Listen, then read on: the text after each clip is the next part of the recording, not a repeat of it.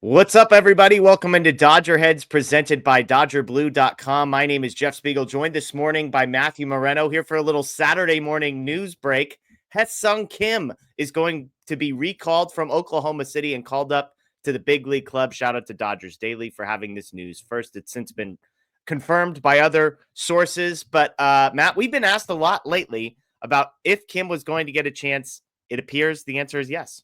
Yeah, well, first, happy Saturday morning to you, Jeff, and thank you everybody for watching this. I know this isn't usually part of our content schedule, but we like to tell everybody if there's sort of certainly big breaking news and anything notable, we try to get on it as quickly as we can. Put the eggs Benedict to the side. If you were with me when I joined Jeff and Anthony, you'll get that reference from our live show the other day. But yeah, this is something that obviously when the Dodgers signed Hyeseong Kim during the offseason, traded Gavin Lux, everybody was thinking, okay, second base is his.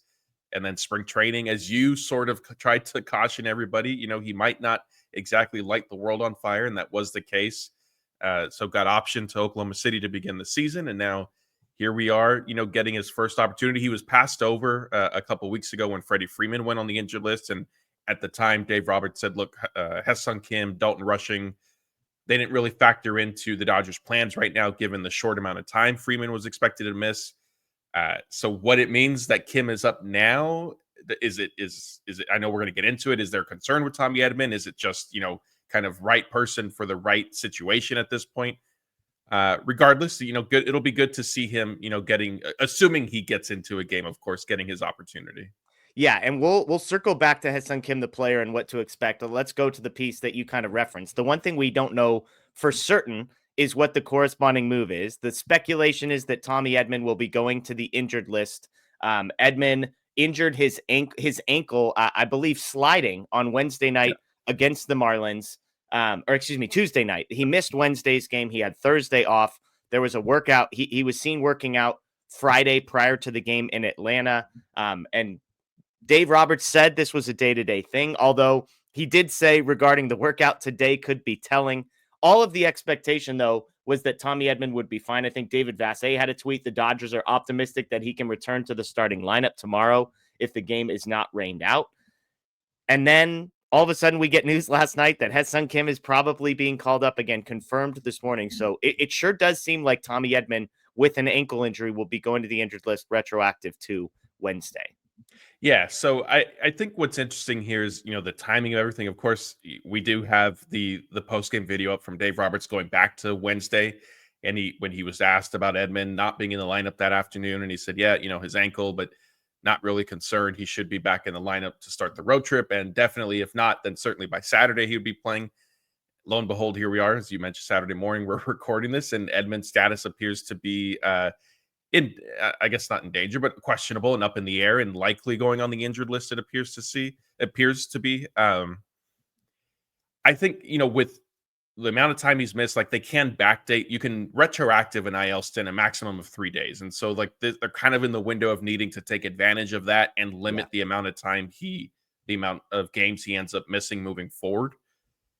I also sort of feel though, and I get it. You don't, and on one hand, you don't want to, hey, oh, your ankle's hurting. Okay, injured list automatically. Yeah. But the Dodgers, we've been down this path with the Dodgers before. It seems like they try to, kick the can down the road, sort of drag it out, and then the guy ends up going on the injured list anyway. And we saw it a little bit with Freddie Freeman. We've seen it with other players in the past.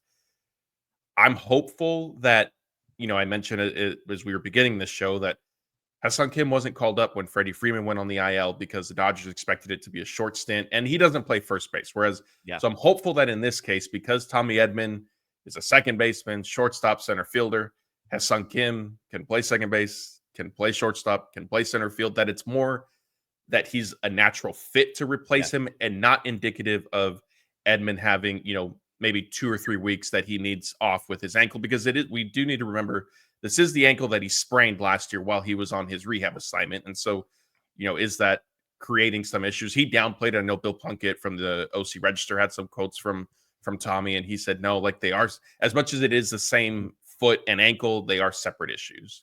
Yeah. To me, I think it's a great point by you pointing out the Freddie Freeman piece of this. The one thing that gives me optimism, well, the two things that give me optimism. One is because it's Edman, they can call him up and basically play him every single day.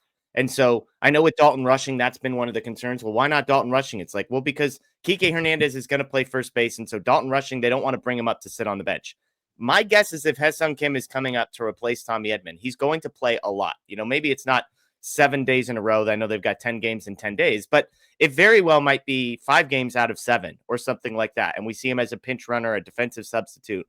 Like, I think he's going to get action. So I think that's why I'm not worried about the length of Edman's deal. The other piece here is my mind immediately went to, dang, I wish this was Alex Freeland getting called up, because Alex Freeland is the Dodgers' top offensive prospect, not named Dalton rushing. He's been tearing the cover off the ball down in Oklahoma City, primarily a shortstop. But I was reminded, Hyeseong Kim's already on the 40-man roster. So that's the other piece of this. They don't need to make a roster move, add him to the 40, take somebody else off, that kind of thing. They're not starting the clock like they would be in Freeland. So to me, I can justify the Kim thing because he's going to play, I assume, every single day. And maybe it's even a day in center field or something. If they want to get Kike Hernandez in playing second base, he can bounce around a little bit there. And they don't have to DFA anybody, outright anybody off of the 40-man in order to make room. So let's talk about Hyeseong Kim, the offensive player. You made this point, and I got a little bit of flack for it at the beginning of the season. Everyone was very excited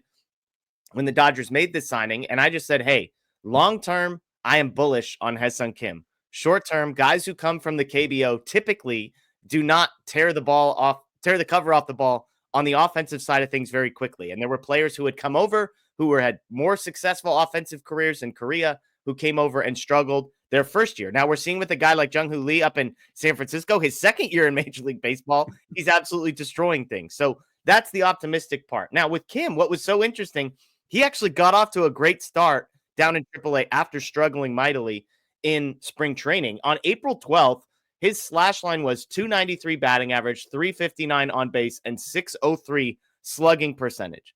Unfortunately, in the 3 weeks since, he has come back down to earth a little bit. 228 batting average, 290 on base, 351 slugging percentage. He has 17 strikeouts in not a ton of at-bats with just 3 extra base hits and 5 walks. And so my concern here, Matt, and I know I'm going to get labeled a hater, which is not fair because I'm not. I'm just, after what I've seen with how people have responded to Andy Pages, how people have responded to Max Muncy, how people have responded to Michael Conforto, I am begging you, please be patient with this guy on the offensive side of things, because it might not look pretty at times. The results might not be there. But remember, this is a long-term play, not a short-term one with Hyeseong Kim.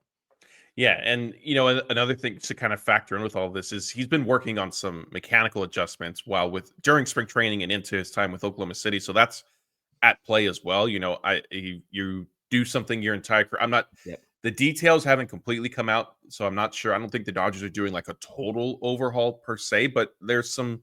You could see like his leg kick is probably the most noticeable, just because it's well, I'm going to be redundant. It's the most noticeable if you're just watching. Like, it's the most obvious thing that sticks out.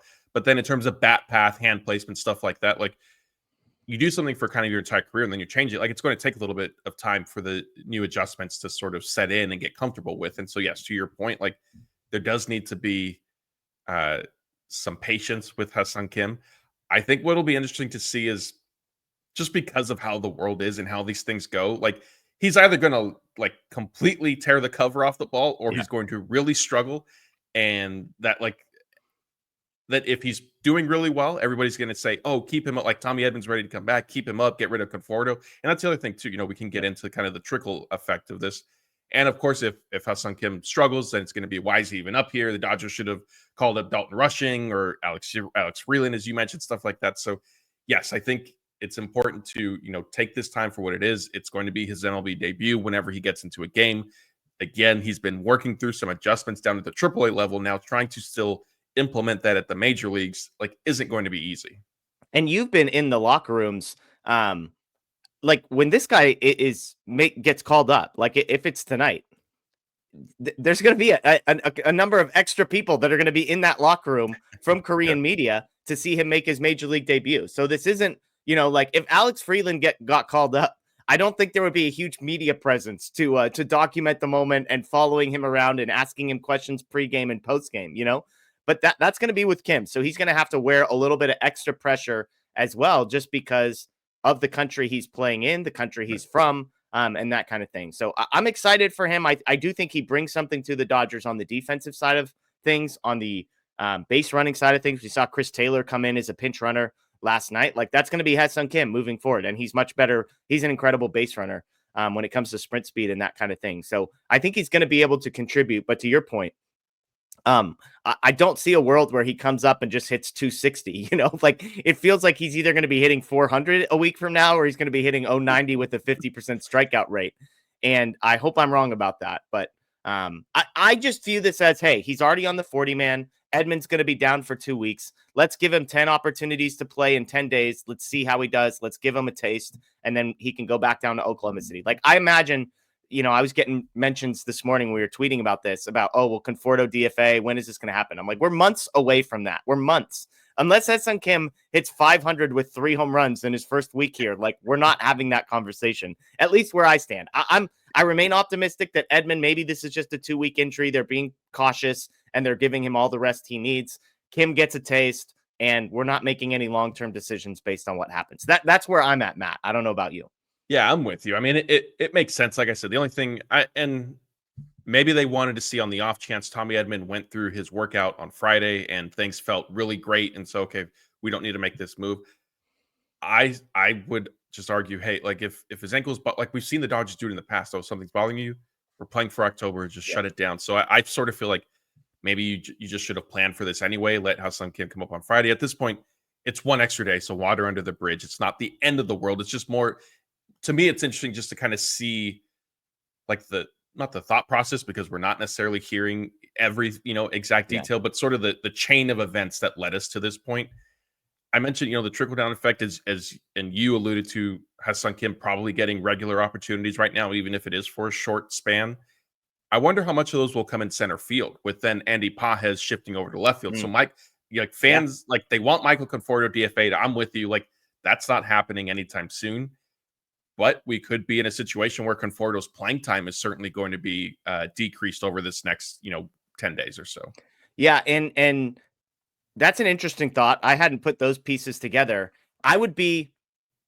This might look stupid a week from now. I would be surprised, only because if they were going to go that route, I wonder if a guy like James Outman, who has been hitting the ball way better than Hyeseong Kim has been over the last 3 weeks, would have been the move to like, if the plan is to just have somebody else play second base, Kike Hernandez, Chris Taylor, whoever it is, and then move Pages. Like, I wonder if it's Outman. I guess the flip side of that is Kim gives you versatility, so you can get Conforto out of the lineup for a couple of days without bringing up a guy who that's like the only option you have for him is playing center field. So maybe as I verbally process this one out loud, Kim being able to play center field, get Conforto a couple of days off, but then primarily be playing second base with Conforto back in the lineup. Maybe that is the move. So I'm curious to hear from people in the comments below. Are you excited about this move? What are your expectations for Hyeseong Kim? And how do you think this is going to play out over the next couple of weeks? Are you concerned about Tommy Edman? I guess is another fair piece to let us know in the comments below. That is Matthew Moreno. I am Jeff Spiegel. Make sure to check out DodgerBlue.com for all the latest. We'll have the latest information on if it is Tommy Edman, what quotes Dave Roberts has. And as Matt said, you can go back and listen to Dave Roberts' post-game quotes from the last couple of games just to hear what he was saying about Tommy Edman. We'll have more stuff up today in and around the game as well. We'll be back live on Sunday night, myself and Anthony Witrato, right here on this channel. So by then we will have more information. We'll have a couple more games, hopefully a sweep against the Braves under our belt, and can look ahead to the fearsome Marlins in Miami after that. That is Matthew Moreno. I am Jeff Spiegel. Folks, enjoy the rest of your day. As always, go Dodgers.